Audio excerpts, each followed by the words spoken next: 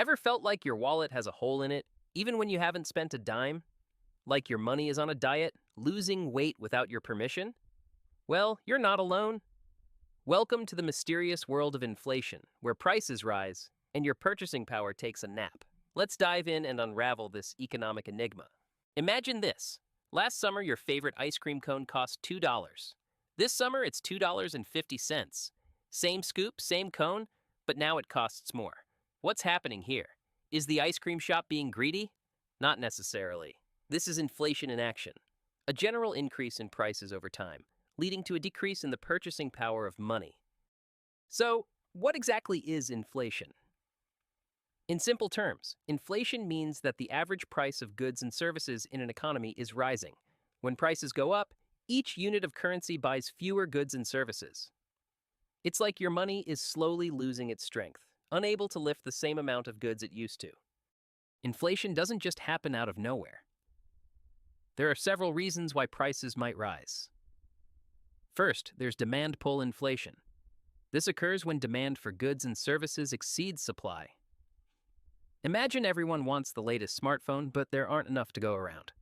Sellers can raise prices because people are willing to pay more to get one. Then we have cost push inflation. This happens when the costs of production increase, leading businesses to raise prices to maintain profit margins. For example, if the price of coffee beans skyrockets, your morning latte might cost more. And finally, built-in inflation, also known as wage price inflation. This is when workers demand higher wages to keep up with rising living costs.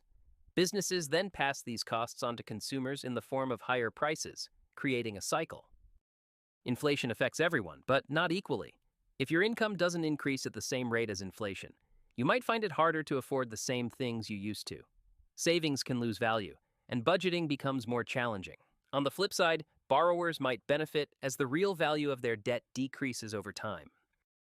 Economists measure inflation using various indices, the most common being the Consumer Price Index, or CPI.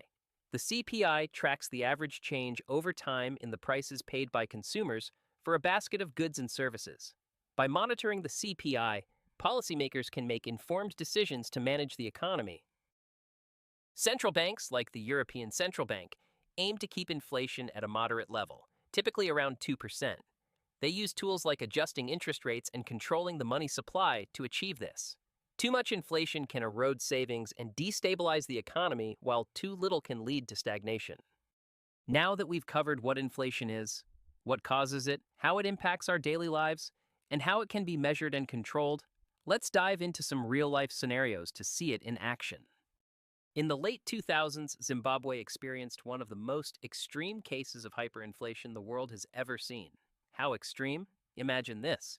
You walk into a store in the morning, see a loaf of bread for 1,000 Zimbabwean dollars, and by afternoon, that same loaf costs 2,000. By the next day, maybe 10,000. Prices weren't just going up, they were going skyrocketing, faster than people could print money. In fact, at one point, the Zimbabwean government had to issue a $100 trillion bill. That's right, trillion with a T. And no, it couldn't buy you a Lamborghini. It barely covered bus fare. Now let's rewind almost a century to post-World War I Germany. After the war, Germany faced astronomical debt and reparations. To cover costs, the government started printing more money. And we know what happens when too much money chases too few goods. Inflation. But this wasn't just any inflation. This was hyperinflation. The kind where kids were making kites out of banknotes because they were worth less than the paper they were printed on. People were using stacks of currency as wallpaper. Prices doubled sometimes within hours. Imagine waking up and realizing your life savings, enough to buy a car last week, could barely buy a loaf of bread today. Businesses couldn't keep up with price changes. Employees were paid twice a day so they could rush out and spend their money before it lost value.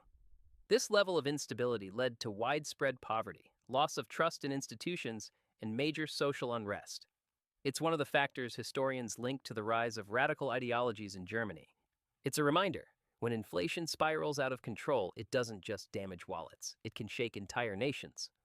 So, what do we learn from Zimbabwe and post-war Germany? The lesson is clear.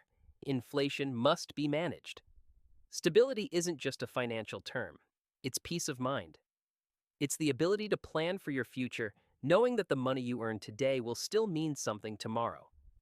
And that's why investors, regular people just like you and me, try to stay ahead of inflation. Imagine saving your money under your mattress. You stash away $1,000 today, and 10 years later, you pull it out. If inflation has been at 3% per year, that money might only buy what $750 could have bought a decade ago. In other words, by doing nothing, your money has lost a quarter of its value. That's where investing comes in.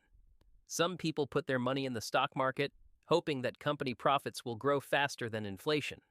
Others buy real estate because property values and rents often rise with inflation.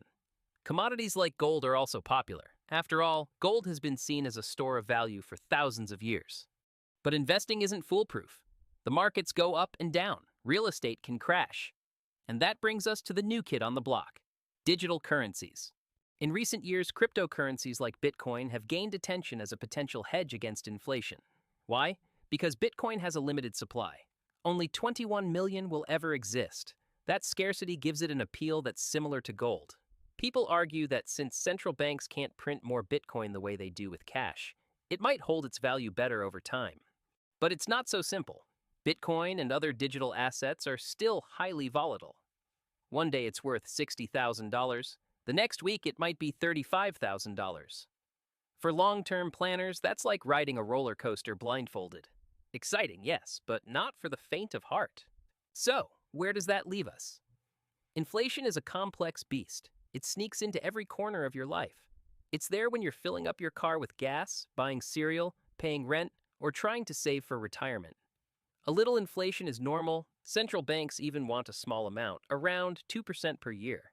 That encourages spending and investment. But too much inflation, or even too little, and things start to break down. It's a balancing act. That's why understanding inflation matters. Whether you're a student, a business owner, or someone just trying to make ends meet, knowing how inflation works gives you an edge. You'll be able to spot the warning signs, protect your money, and make smarter choices. It's not just an economics term you heard once in school. It's a real, living force in your daily life. And no, we can't stop inflation entirely. But like a surfer catching a wave, we can learn to ride it. Stay informed, budget wisely. Invest when you can. Keep learning. The more you understand how inflation works, the less it can work against you. And remember, while your money might not actually talk, if it could, it'd probably say, "Thanks for paying attention." And that's a wrap on inflation. Thanks for sticking around and learning something new today. If this video helped you understand the money mystery a bit better, give it a like, share it with your friends, and hit that subscribe button so you don't miss more Stickonomics in the future. Got questions or ideas for the next video? Drop them in the comments. I'd love to hear from you. Until next time, keep your brain sharp and your budget smarter.